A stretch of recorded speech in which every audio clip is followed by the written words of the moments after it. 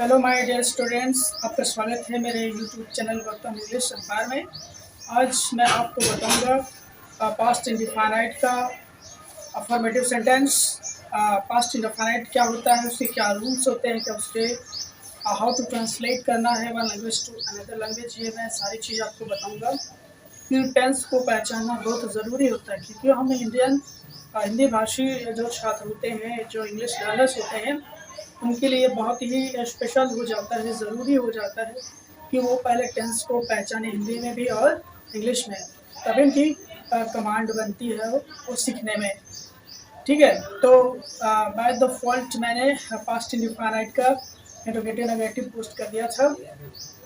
आज मैं आपको पास्ट इंडेफिनाइट का अफर्मेटिव सेंटेंस बताऊंगा, फिर नेक्स्ट वीडियो में आपको नेगेटिव सेंटेंस में बता देता हूँ, क्योंकि मैं हर एक टेंस का अलग अलग बनाता हूँ ताकि जो सीखने वालों को ना बहुत ही कम समय में अच्छी तरह से वो सीख पाएंगे, तो वो ज़्यादा अच्छा होता है।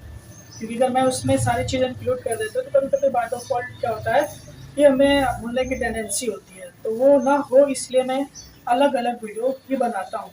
अभी देखिए, टेंस मेरा चला, जैसे टेंस ख़त्म होगा मैं रियली बता रहा हूँ कि आप बढ़िया इंग्लिश बोलना लिखना सब सीख जाएंगे, क्योंकि मैं लैंग्वेज के साथ लिटरेचर भी पढ़ाने वाला हूँ।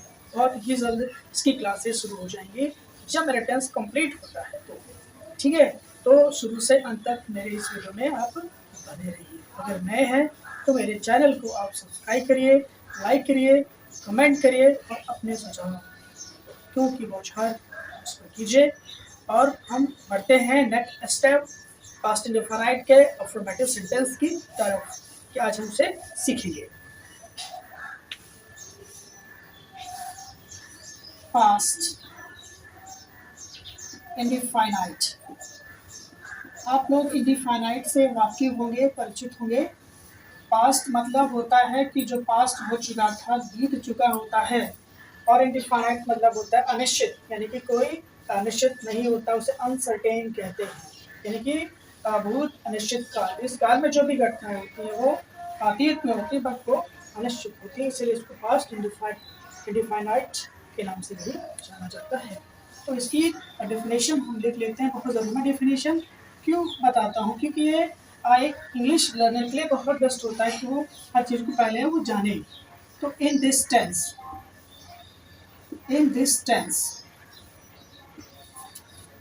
the actions and events that happen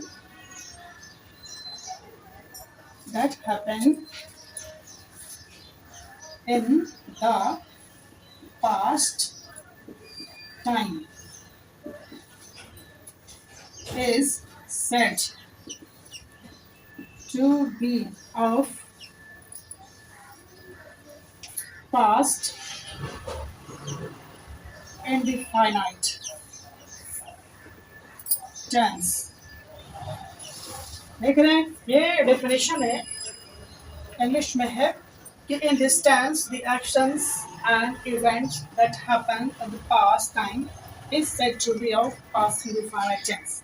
मतलब इस टेंस में जो भी घटनाएं घटित होती है पास्ट में, उसी को पास्ट इंडेफिनाइट के नाम से भी जाना जाता है। ये डेफिनेशन है।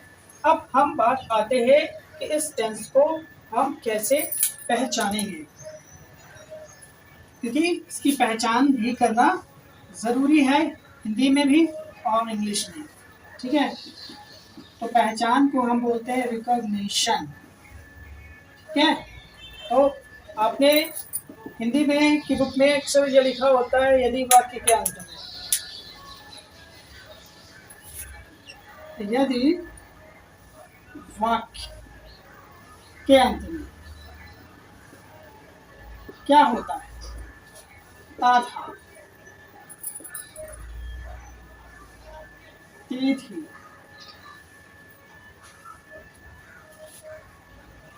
ते थे, लास्ट में अगर आपका ये शब्द आ जाते हैं, ये आ जाते हैं, ठीक है, क्योंकि ये जब आ जाते हैं आपको तो आप तुरंत समझ जाएंगे कि ये पास्ट इंडिफाइनाइट है। ठीक है, अगर आपने इन चीज़ों को आपने पहचान लिया हिंदी में तो फिर आपको मुसीबत नहीं होगी टेंस से रिलेटेड। ठीक है, ये चीज़ें हैं हिंदी में। तो जब जैसे मैं पढ़ाता था, मैं वहाँ जाता था, वो बनारस से आई, ऐसे जो वाक्य होते हैं वो पास्ट इंडिफाइनाइट के ही होते हैं। तो यह चीज़ आपको माइंड में हमेशा रखना है। अब बात आती है कि इंग्लिश में से हम कैसे पहचानेंगे कि ये पास्ट इंडिफाइनाइट है।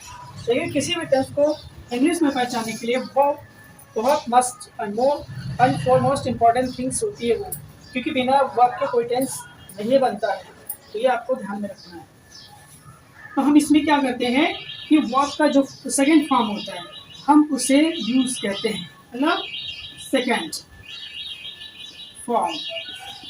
सेकंड फॉर्म को इस तरह से भी आप लिख सकते हैं, वर्ब की सेकंड फॉर्म। ठीक है, ये जरूरी है। ये वर्ब की सेकंड फॉर्म है। अभी कैसे हो जाएगा वो स्पष्ट हो जाएगा जब हम आप तो अफर्मेटिव के बारे में जब मैं बताऊंगा तो उसका स्ट्रक्चर जब बता दूंगा इंग्लिश में, तो वो बहुत इजी हो जाएगा आपके लिए। तो अब हम उम्मीद करता हूँ यहाँ तक आपको समझ में आ गया होगा। अब हम आगे बढ़ते हैं अफर्मेटिव की तरफ। Affirmative sentences.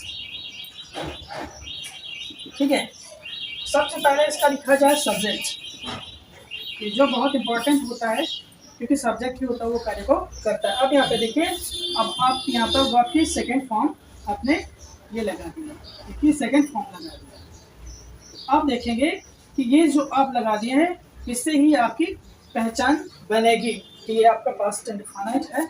और यहाँ पर आप ऑब्जेक्ट लगा देंगे, फिर यहाँ पर अदर वर्ड्स। ठीक है, ये इंग्लिश पहचानने का तरीका है कि आप तो हमेशा वर्ब पे फोकस करेंगे तो ऑटोमेटिकली आपको वो चीज़ आ जाएगी। तो उम्मीद करता हूँ कि यहाँ तक आपको ज़रूर समझ में आ गया होगा। अब हम बात करते हैं, वाक्य बनाएंगे फिर उसको हम इंग्लिश में ट्रांसलेट करेंगे। ठीक है, क्योंकि हम हिंदी में भी बता रहा हूँ और इंग्लिश में, दोनों साथ में लेकर चल रहा हूँ। ठीक है, तो ये बहुत ही हम लोगों के लिए आसान हो जाएगा, आप लोगों के लिए भी। अब यहाँ पे कोई एक सेंटेंस बनाते हैं, जैसे मेरा भाई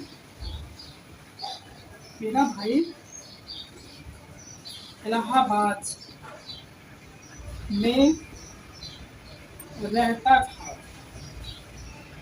देखिए, था आ गया, हम समझ गए कि ये पास्ट इंडिफिनिट का है, हमें नहीं भटकना है। तो सबसे पहले यहाँ पर सब्जेक्ट तलाशें कि इलाहाबाद में कौन रहता है, तो आएगा आपका मेरा भाई। मेरा भाई जो होता है माय ब्रदर। ठीक है, जर्मन में ब्रूडर बोलते हैं इसको, ब्रदर को। ठीक है, तो माय ब्रदर। अब यहाँ पर रहता तो होता है लिव, लेकिन हमें लगाना है वर्ब की सेकेंड फॉर्म, तो हो जाएगा लिव्ड। ठीक है, अब देखो लिव्ड हो गया, तो इससे हमें पता चल जाता है कि ये पास्ट इंडेफिनिट है। माय ब्रदर लिव्ड, कहाँ रहते थे, इन इलाहाबाद, इलाहाबाद। ठीक है, इस तरह से देख रहे हैं कि ये आपका इंग्लिश में ये पहचानेंगे आप। वो आपकी सेकेंड फॉर्म को आप देखेंगे और हिंदी में था, पीछे थे, ये जो मैंने लिख दिया, अगर अंत में आते हैं तो वो आपका पास्ट इंडिफिनिट होता है।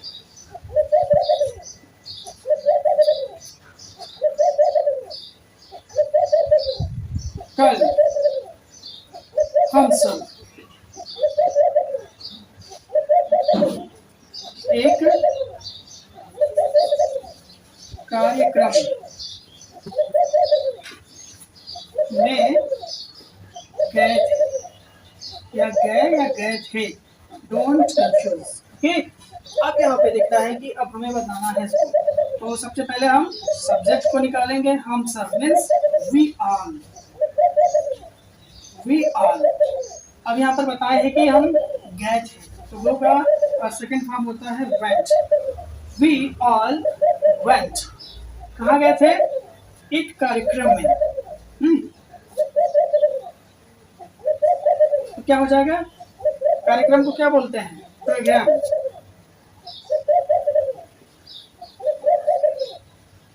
प्रोग्राम का कब गए थे? कल गए थे। मैंने बताया था कल का क्या होता है?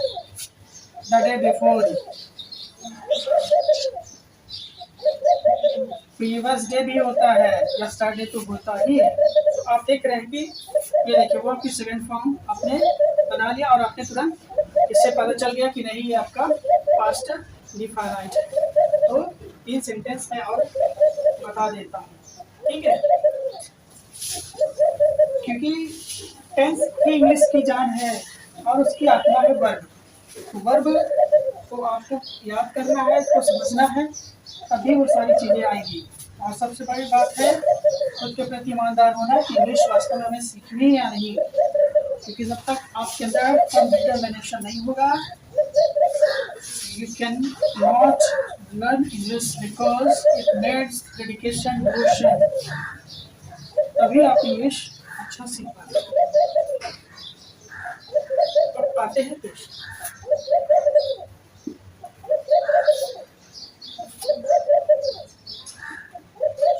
मैंने कल तुम्हें बुलाया था या बुलाया था। अब एक ही चीज है, तो आई मैंने बुलाया था। आई आस्क्ड, आस्क नहीं होता, आस्क हुआ कि second form. I asked you कब? यस्टरडे,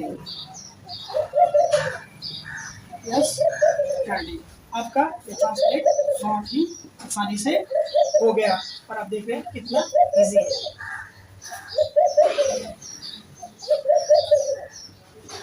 प्रधानमंत्री ने लाल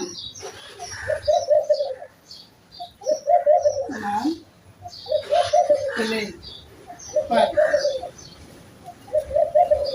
भाषण दिया। ठीक, भैया क्लास में आ गया तो आप तुरंत आप समझ जाएंगे कि ये पास्ट इंडेफिनिट राइट का है, ठीक है, जिसे पास्ट इंडेफिनिट भी बोला जाता है, ठीक है। तो क्या हो जाएगा? The prime minister. अब इन्होंने क्या दिया? भाषण दिया। तो भाषण देना क्या होता है? डिलीवर लेक्चर होती है, फिर एड्रेस करना होता है। तो यहाँ पर डिलीवर्ड हो जाएगा, ठीक है। देखिए डिलीवर्ड से पता चल गया कि वो आपके सेकंड फॉर्म क्लास में डी लगा। डिलीवर्ड ए लेक्चर कहाँ दिया था उन्होंने? लाल किले पर दिए थे। मतलब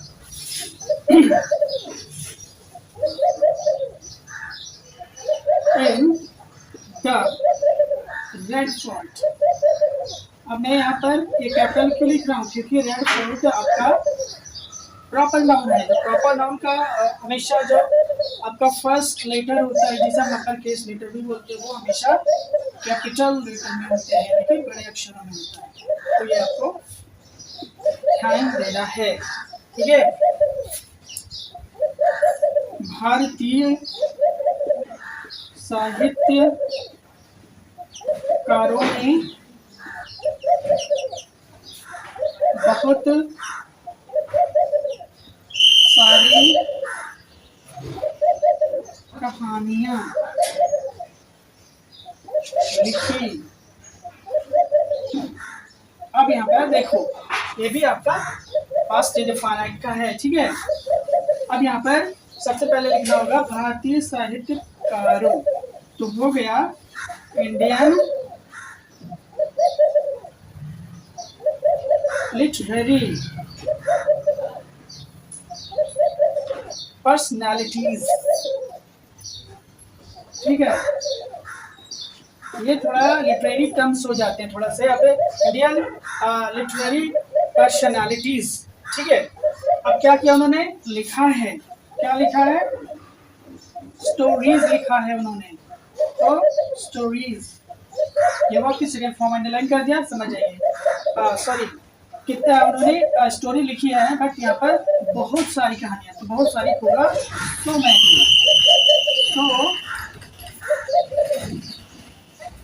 मैनी स्टोरीज। ये तो आप देख रहे हैं कि कितना आसान तरीका है, बस आप डिक्शनरी होनी चाहिए। बिना डिक्शनरी से तात्पर्य मैंने कि आपके पास शब्दकोश होने चाहिए। जब तक आपके पास शब्दकोश नहीं होंगे तो फिर आपको इंग्लिश सीखने में बहुत ही मशक्कत करनी पड़ेगी। तो इसके लिए ये बेटर ये रहेगा कि आप प्रतिदिन न्यूज़पेपर इंग्लिश में पढ़ें, बुक्स इंग्लिश में पढ़ें, इंग्लिश में देखें, इंग्लिश में बोलें। जब ये सब करने लग जाते हैं तो इंग्लिश ऑटोमेटिकली आपको आने लग जाती है। तो इस बात का ध्यान रखें कि शब्दकोश आप ज़्यादा से ज़्यादा इन्हांस करें, बढ़ाएं, ठीक है? क्योंकि ये कोशिकाएं हैं हमारे शब्दकोश। जो शब्दकोश नहीं होगा तो इंग्लिश व्यर्थ है सीखना, ठीक है? तो ये पास्ट इंडेफिनिट का अफर्मेटिव था। मैं नेक्स्ट वीडियो में मिलूंगा नेगेटिव सेंटेंस के साथ, ठीक है? तो अगर मेरा वीडियो जरा सा भी अगर आपको अच्छा लगा है तो लाइक करिए, सब्सक्राइब करिए और कमेंट करिए, शेयर करिए, ताकि मेरा हौसला और बड़े और अच्छी अच्छी चीज़ें आपको अवेलेबल करूँ, वो भी फ्री कॉस्ट। मेरा इसमें कोई चैनल मेरा वो नहीं होगा कि पैसे से पढ़ाई हुई, फ्री ही पढ़ाऊँगा, क्योंकि एजुकेशन का मतलब ही है कि मुफ्त शिक्षा दी जाए, चाहे जैसे माध्यम से। तो ऑनलाइन प्लेटफॉर्म बना है, ठीक है? तो उसको मैं टाइम ज़्यादा नहीं लेता हूँ। मिलता हूँ नेक्स्ट वीडियो में। Thank you so much.